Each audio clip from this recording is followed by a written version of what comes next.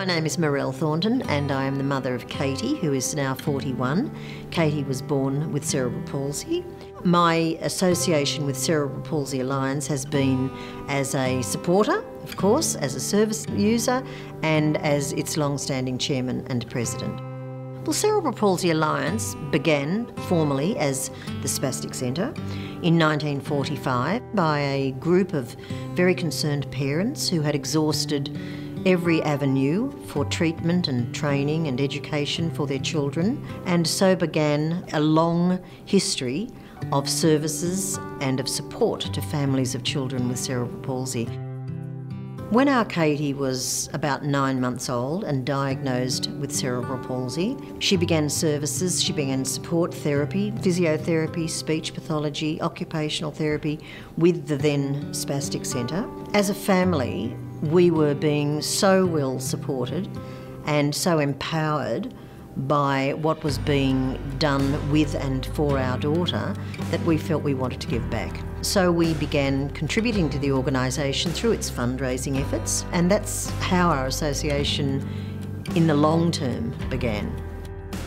My hero in my association with the organisation has been its founder, a lady called Audrey McLeod, who was a woman out of her time, who was brave enough at a time when women were seen and perhaps not heard, in the early 40s, to garner support, to beg, borrow or steal, to satisfy her passion for all of those children living with cerebral palsy and to support all the families who were bringing their babies and their little ones to then the organisation. My motivation and of course my inspiration is my daughter, Katie, and the struggle that she has had to achieve the amazing things that she has achieved in her life in spite of her considerable disabilities. We helped her to make her will. In that process, she was very adamant that any little that she had, she would like to leave to Cerebral Palsy Alliance so it could help other people. I guess enjoy the sorts of activities and achievements that she enjoyed through her life as a result of the support of the organisation. Well, the Circle of Hands is a beautiful community of people who have a vision for investing into the future by leaving a bequest to the organisation to support its work into the future. For the babies that are born today, tomorrow, yesterday, they will need the remarkable services of this organisation. My message to people when they're considering a bequest in their will would be that it is a marvellous way to invest in the future, not only of people with cerebral palsy and their families, but to invest in the future strength of our community.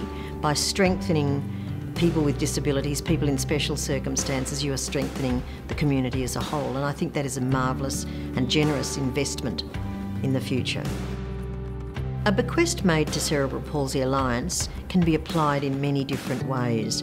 One of my passions is research. For Cerebral Palsy Alliance, how important is it that we find out the best ways to manage the condition, the best ways to support families, how we can minimise the impact of cerebral palsy, and this can only be done through research.